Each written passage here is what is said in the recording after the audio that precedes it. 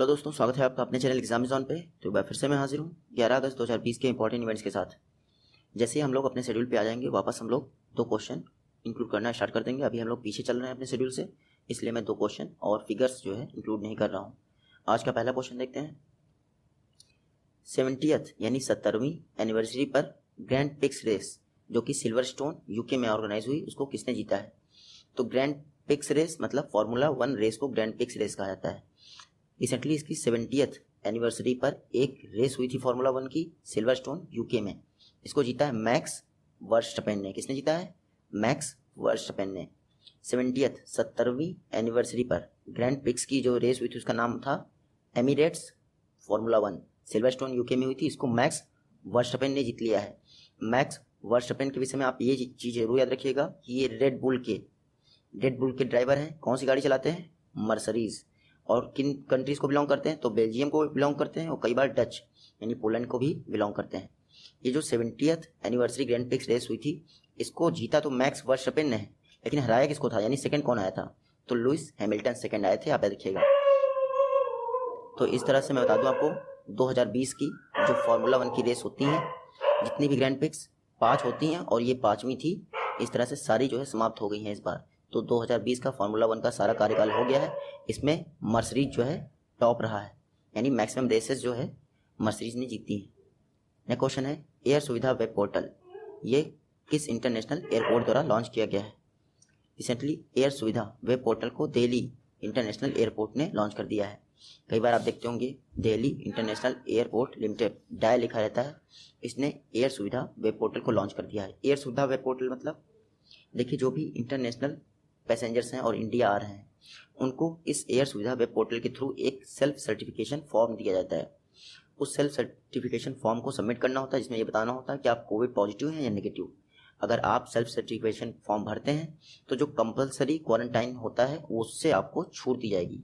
इसीलिए air Suvidha web portal को Delhi airport ने लॉन्च कर दिया है। नेक्स्ट क्वेश्चन है एग्रीकल्चर इंफ्रास्ट्रक्चर फंड, इसके अनाउंसमेंट के 30 दिनों के अंदर ही 2280 यानी 2280 फार्मर सोसाइटी को कितना फंड प्रोवाइड किया जा चुका है? रिसेंटली पीएम मोदी जी ने एग्रीकल्चर इंफ्रास्ट्रक्चर फंड जो 1 लाख करोड़ के फंड की घोषणा हुई थी, वो 1 लाख करोड़ की फिनेंशियल फैसिलिटी को लॉन्च कर दिया है। अब बैंक क्या करेंगी? 1 लाख करोड़ का लोन प्रोवाइड करेंगी। एग्रीकल्चर इंफ्रास्ट्रक्चर फंड 30 दिन हुए हैं इसको आत्मनिर्भर भारत अभियान के तहत लॉन्च किए हुए। इस दौरान 2280 फार्मर सोसाइटी को 1000 करोड़ का कितना 1000 करोड़ का फिनेंशियल असिस्टेंट या फिर फंड प्रोवाइड किया गया है। आप नोट कर लीजिएगा। देखिए, जब एग्रीकल्चर इंफ्रास्ट्रक्चर फंड के दौरान फिनेंशियल फैसिलिटी जब हमारे prime minister Modi ji launch कर रहे थे, उस दौरान जो आपकी पीएम किसान स्कीम है उसकी 6th इंस्टॉलमेंट इसकी भी घोषणा कर दी प्राइम मिनिस्टर मोदी ने।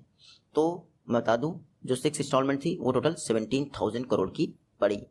और ये भी बताया गया कि दिसंबर 2018 में जब से पीएम किसान स्कीम लॉन्च हुई, तब से लेकर अब तक लगभग 90,000 करोड़ कितना 90,000 करोड़ किसानों के खाते में अकाउंट में जा चुके हैं। तो अभी तक पीएम किसान स्कीम के तहत 90,000 करोड़ रुपए किसानों के बैंक अकाउंट में जा चुके हैं। ये 3 जो है एग्रीकल्चर इंफ्रास्ट्रक्चर फंड डिक्लेरेशन हुए प्राइम मिनिस्टर मोदी के दौरान। अब बात करते हैं एग्रीकल्चर इंफ्रास्ट्रक्चर फंड की। आत्मनिर्भर भारत के दौरान लॉन्च किया गया था 1 लाख करोड़ का फंड। ये एक सेंट्रल सेक्टर स्कीम के तौर पे लॉन्च किया जाएगा। इसमें क्या होगा? मीडियम टर्म और लॉन्ग टर्म डेट प्रोवाइड किए जाएंगे। खास बात क्या है? पोस्ट हार्वेस्टिंग मैनेजमेंट के लिए इंफ्रास्ट्रक्चर में इन्वेस्ट किया जाएगा। साथ ही साथ जो कम्युनिटी फार्मिंग होती है उसके एसेट्स के निर्माण में इन्वेस्ट किया जाएगा। तो ये टर्म जरूर याद रखिएगा, post harvesting infrastructure development fund के लिए 1 लाख करोड़ का एग्रीकल्चर इंफ्रास्ट्रक्चर फंड अनाउंस किया गया था। कितने वर्ष के लिए होगा? ये 10 वर्षों के लिए होगा। फाइनेंशियल ईयर 2020 से लेकर फाइनेंशियल ईयर 2029 तक। कितने तक? 29 तक, यानी 10 वर्षों के लिए होगा। ये एक तरह का अल्टरनेटिव इन्वेस्टमेंट फंड AIF है, इतना याद रखिएगा। इसमें क्या होगा? 1 लाख करोड़ का जो लोन होगा बैंक और फाइनेंशियल इंस्टीट्यूशन द्वारा प्रोवाइड किया जाएगा फार्मर्स को। तो 3% का एनुअल इंटरेस्ट सबवेंशन भी दिया जाएगा, लेकिन इसके लिए एक क्राइटेरिया है, मैक्सिमम 2 करोड़ तक का लोन होना चाहिए और जो 3% इंटरेस्ट सबवेंशन दिया जाएगा वो 7 वर्ष के लिए ही दिया जाएगा, 7 वर्ष से ऊपर नहीं दिया जाएगा। उसके अलावा जो 2 करोड़ तक का लोन होगा इसकी क्रेडिट गारंटी प्रोवाइड की जाएगी। इसके द्वारा CGT MSE यानी credit guarantee fund trust for micro small enterprises. तो आप इतना याद रखिएगा। ये जो लोन दिया जाएगा सिर्फ फार्मर्स को नहीं दिया जाएगा, एग्रीकल्चर इंफ्रास्ट्रक्चर फंड के तहत लोन सिर्फ फार्मर्स को नहीं दिया जाएगा, FPO, self help group, startup सभी को लोन दिया जाएगा, आप इतना रखिएगा। और ये जो लोन दिया जाएगा 1 लाख करोड़ का, वो अगले 4 वर्षों में दिया जाएगा। फिनेंशियल ईयर 20 के दौरान 10,000 करोड़ का लोन दिया जाएगा, कितना 10,000 करोड़ का, और अगले 3 वर्षों के दौरान 30,000 करोड़ का लोन प्रत्येक वर्ष दिया जाएगा। तो इस तरह से आपका 1 लाख करोड़ का लोन अगले 4 वर्षों में दे दिया जाएगा। इसमें जो मोरेटोरियम पीरियड मिलेगा इसके विषय में भी कहा गया है कि एग्रीकल्चर इंफ्रास्ट्रक्चर फंड के तहत 6 मंथ से लेकर 2 ईयर्स तक का मोरेटोरियम पीरियड भी मिल सकता है। तो ये सारा कवर हो गया है, 3 अनाउंसमेंट हुए थे, उसके अलावा एग्रीकल्चर इंफ्रास्ट्रक्चर फंड सारा कवर हो गया, आप याद रखिएगा। नेक्स्ट क्वेश्चन है, रिसेंटली डिफेंस मिनिस्ट्री ने कितने डिफेंस इक्विपमेंट के इंपोर्ट पर बैन लगा दिया है? तो हमारे डिफेंस मिनिस्टर राजनाथ सिंह जी ने 101 डिफेंस इक्विपमेंट के इंपोर्ट पर पूरी तरह से बैन लगा दिया है, ताकि पर्पस क्या है, डोमेस्टिक इंडस्ट्री को बूस्ट किया जा सके। इससे जो 101 डिफेंस इक्विपमेंट हैं, इन पे इंपोर्ट पे बैन लगाने से क्या होगा, अगले से 6 से 7 वर्षों के दौरान जो हमारी डोमेस्टिक डिफेंस इंडस्ट्री है इसको 4 लाख करोड़ का ऑर्डर या कॉन्ट्रैक्ट मिलेगा।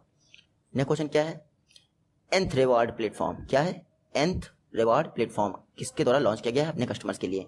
तो NPCI, national payment corporation of India, इन्होंने nth रिवार्ड प्लेटफॉर्म लॉन्च कर दिया है। रिवार्ड फैसिलिटी आप सभी को पता ही है, जो लोग कार्ड, डेबिट कार्ड या क्रेडिट कार्ड यूज़ करते हैं उनको रिवार्ड पॉइंट मिलते हैं, बाद में ऑनलाइन शॉपिंग कर सकते हैं। तो recently nth reward platform NPCI ने भी अपने कस्टमर्स के लिए लॉन्च कर दिया है। इसमें nth का मतलब क्या है? nth जो है इन्फिनाइट पॉसिबिलिटीज़ को डिनोट करता है, इन्फिनाइट मतलब अनंत संभावनाएं, इसको डिनोट करता है। NPCI मतलब national payment corporation of India, MD and CEO कौन है? दिलीप आसबे। यह क्वेश्चन है, किस स्टेट गवर्नमेंट ने ट्राइबल कम्युनिटी के लिए इंदिरा वन मितान स्कीम लॉन्च की है? तो रिसेंटली छत्तीसगढ़ स्टेट गवर्नमेंट ने ट्राइबल कम्युनिटी के लिए, जनजातीय समुदाय के लिए इंदिरा वन मितान स्कीम लॉन्च की है। मोस्टली उनके लिए जो फॉरेस्ट ड्वेलर्स हैं, देखिए छत्तीसगढ़ ट्राइबल बाहुल इलाका है, वहाँ पे फॉरेस्ट ड्वेलर यानी फॉरेस्ट पर टोटली डिपेंड लोग रहते हैं, उनको इकोनॉमिकली स्ट्रॉन्ग बनाने के लिए इंदिरा वन मितान स्कीम लॉन्च की गई है छत्तीसगढ़ के CM भूपेश बघेल द्वारा। आप इतना याद रखिएगा। पर्पस क्या है? सेल्फ एम्प्लॉयमेंट जनरेट करना और साथ ही साथ उनकी इकोनॉमिक कंडीशन को बेहतर करना। तो इंदिरा वन मितान स्कीम छत्तीसगढ़ गवर्नमेंट द्वारा जो ट्राइबल कम्युनिटी है उनके लिए लॉन्च की गई है। इसमें 10 से 15 जो है यूथ सेलेक्ट किए जाएंगे ट्राइबल कम्युनिटी के, और हर 10,000 की ट्राइबल पॉपुलेशन पर उनको सिलेक्ट किया जाएगा, जो अवेयर करेंगे लोगों को अपने जो प्रोडक्ट होते हैं उनको लार्ज लेवल पर सेल करने के लिए और ट्राइफेड से कनेक्ट करने के लिए। छत्तीसगढ़ में गोधन न्याय स्कीम भी लॉन्च की गई थी, आप लोगों को पता ही होगा। नेक्स्ट क्वेश्चन है, बीज, ये एक इंडिजिनस सीड बॉल्स है, इसको किस इंस्टीट्यूशन द्वारा डेवलप किया गया है? तो प्लांटेशन के दौरान कोविड-19 स्प्रेड को रोकने के लिए इंडिजिनस सीड बॉल बीज का निर्माण किया गया है IIT कानपुर के द्वारा। बीज मतलब, बीज का फुल फॉर्म है bio compost enriched eco friendly globule. क्या फुल फॉर्म है? Bio compost enriched eco friendly globule. इसका निर्माण किया है IIT कानपुर ने। एक स्टार्टअप फर्म है आग्नेय वेस्ट मैनेजमेंट प्राइवेट लिमिटेड, उसके साथ मिलकर इस बीज को डेवलप किया गया है। पर्पस क्या है? प्लांटेशन के दौरान कोविड-19 के स्प्रेड को रोकना। बीज की खास बात यह है कि जैसे ही ये वाटर के कांटेक्ट में आता है इसका जर्मिनेशन स्टार्ट हो जाता है। तो नेक्स्ट क्वेश्चन देखते हैं, Bihar state pollution control board ने GIS based air quality management platform launch करने के लिए, एस्टेब्लिश करने के लिए किस इंस्टीट्यूट के साथ पार्टनरशिप की है? तो Bihar state pollution control board ने IIT दिल्ली के साथ पार्टनरशिप की है ताकि GIS based air quality management platform को लॉन्च किया सके। GIS मतलब जियोग्राफिकल इंफॉर्मेशन सिस्टम। इसमें क्या होगा, कहाँ से पोल्यूशन जनरेट हो रहा है यानी ओरिजिनेटिंग पॉइंट भी बताएगा ये प्लेटफॉर्म। इससे क्या होगा, मिटिगेशन में हेल्प मिलेगी। सपोज करें PM 2.5 हमें पता हो गया कि कहाँ से जनरेट हो रहा है, तो हम वहाँ जाके उसको कंट्रोल कर सकते हैं। तो GI based air quality management platform launch करने के लिए या इंट्रोड्यूस करने के लिए recently Bihar state pollution control board ने IIT दिल्ली के साथ पार्टनरशिप की है। नेक्स्ट क्वेश्चन क्या है, राज्यसभा एम्प्लॉइज हाउसिंग कॉम्प्लेक्स का फाउंडेशन स्टोन नई दिल्ली में किसके द्वारा लीड किया गया है यानी स्थापित किया गया है? तो recently foundation stone Rajya Sabha employees housing complex के लिए vice president M Venkaiah Naidu द्वारा जो है डाला गया है। देखिए 2003 में ही जो राज्यसभा के एम्प्लॉइज हैं उनके हाउसिंग कॉम्प्लेक्स के लिए डिसाइड हो चुका था, लेकिन तब से लेकर आज तक चल रहा था। अब M वेंकैया नायडू जी ने इसकी आधारशिला रख दी है। नई दिल्ली में एक प्लेस है RK पुरम, वहीं पे राज्यसभा के एम्प्लॉइज रहेंगे। टोटल कॉस्ट कितनी आएगी? 46 करोड़। नेक्स्ट क्वेश्चन देखते हैं, दो फेमस पर्सनालिटीज़ हैं, इनका निधन हो गया है। देखिए जेम्स हैरिस, ये WWE रेसलर हैं। जेम्स हैरिस अमेरिका के WWE रेसलर हैं, इनका निधन हो गया। इनका दूसरा नाम कमाला था, साथ ही साथ इनको युगांडियन जायंट भी कहते थे। और दूसरे हैं ये मनीतोम्बी सिंह। मनीतोम्बी सिंह ये जो है मोहन बगान फुटबॉल क्लब के जो है फुटबॉलर थे, तो आप याद रखिएगा, इनका भी निधन हो गया। नेक्स्ट क्वेश्चन देखते हैं। यस बैंक के 4.23% स्टेक किसके द्वारा एक्वायर किए गए हैं? Recently LIC life insurance corporation of India ने यस बैंक के 4.23% स्टेक एक्वायर कर लिए हैं, तो LIC इसका सही जवाब है। देखिए पहले से ही 0.75% स्टेक यस बैंक के LIC के पास थे, अब 4.23% स्टेक और एक्वायर कर लिए हैं, तो 4.98% शेयर्स जो है यस बैंक के अब LIC के पास हो गए, यानी लगभग 5% के आसपास। आप सभी को पता है SBI पहले से ही 50% शेयर जो है लगभग एक्वायर कर चुका है यस बैंक के, तो यस बैंक का पेरेंट कंपनी कौन हो गया? लगभग बता दूं आपका SBI हो गया है। नेक्स्ट क्वेश्चन है, ICC इंटरनेशनल क्रिकेट काउंसिल के इंटरनेशनल पैनल्स ऑफ एम्पायर में किस इंडियन एम्पायर को सिलेक्ट किया गया है? तो रिसेंटली ICC ने KN अनंत पद्मनाभम, क्या नाम है इनका? KN अनंत पद्मनाभम को ICC के इंटरनेशनल पैनल ऑफ एम्पायर्स में सिलेक्ट कर लिया है। देखिए जो नितिन मेनन थे इससे पहले इंडिया के एम्पायर थे जो ICC के इंटरनेशनल पैनल्स ऑफ एम्पायर में थे। कुछ दिन पहले मैंने आपको पढ़ाया था कि नितिन मेनन को प्रमोट कर दिया गया है, अब वो ICC के एलिट पैनल में शामिल हो गए हैं, तो उनकी जगह जो है वैकेंट थी, तो अब उनकी जगह पर KN अनंत पद्मनाभम को ICC के इंटरनेशनल पैनल्स ऑफ एम्पायर में सिलेक्ट कर दिया गया है इंडिया की तरफ से। नेक्स्ट क्वेश्चन है, सुरक्षा पोर्टल ह्यूमन एलिफेंट कॉन्फ्लिक्ट को रोकने के लिए किसने लॉन्च किया है? तो ह्यूमन और एलिफेंट के कॉन्फ्लिक्ट को रोकने के लिए, यानी मैन और एलिफेंट के कॉन्फ्लिक्ट को रोकने के लिए सुरक्षा पोर्टल को लॉन्च किया गया है प्रकाश जावड़ेकर द्वारा। ये हमारे minister of environment, forest and climate change है। सुरक्षा एक नेशनल पोर्टल है जो लोगों को ये बताएगा कि यहाँ पे एलिफेंट बहुल एरिया है, आप आराम से गाड़ी चलाएं या ध्यान देके यहाँ से ट्रैवल करें। वर्ल्ड एलिफेंट डे 12 अगस्त को मनाया जाता है, इसी दिन ये सुरक्षा पोर्टल लॉन्च किया जाएगा हमारे इन्वायरमेंट मिनिस्टर प्रकाश जावड़ेकर द्वारा, तो आप इतना याद रखिएगा। नेक्स्ट क्वेश्चन है, माउंट सिनाबंग रिसेंटली, ये वॉल्केनो है, रिसेंटली इरप्ट हुआ, आपको बताना किस कंट्री में स्थित है? तो माउंट सिनाबंग ये इंडोनेशिया में स्थित है। सुमात्रा द्वीप आप लोगों ने देखा होगा, सुमात्रा आइलैंड, वहीं पर स्थित है माउंट सिनाबंग। 400 वर्षों बाद ये 2010 में इरप्ट हुआ था, यानी काफ़ी सदियों से ये सोया हुआ था, एक्टिव नहीं था। आफ्टर 400 ईयर्स ये एक्टिव हो गया 2010 में, 2010 में, और तब से लेके ये एक्टिव है। रिसेंटली फिर से इसमें जो है एक्सप्लोजन हुआ था। 5000 मीटर तक, यानी 5 किलोमीटर तक इसकी एसेस यानी राख जो है डिस्ट्रीब्यूट हुई थी ऊंचाई में, तो आप सोच सकते हैं कितना ज़्यादा हानिकारक है। लेकिन अच्छी बात है, माउंट सिनाबंग के इरप्शन से किसी को नुकसान नहीं हुआ। तो सुमात्रा द्वीप पे है, इंडोनेशिया में, आप इतना याद रखिएगा। देखिए इंडोनेशिया में टोटल लगभग 120 के आसपास वोल्केनो है जो एक्टिव हैं, क्योंकि आप सभी को पता है इंडोनेशिया जो है पैसिफिक रिंग ऑफ फायर के दायरे में आता है। नेक्स्ट क्वेश्चन है, रेमिटेंस सर्विस को बेटर बनाने के लिए किसने इंस्टारेम के साथ पार्टनरशिप की है? इंस्टारेम मतलब इंस्टेंट रेमिटेंसेस।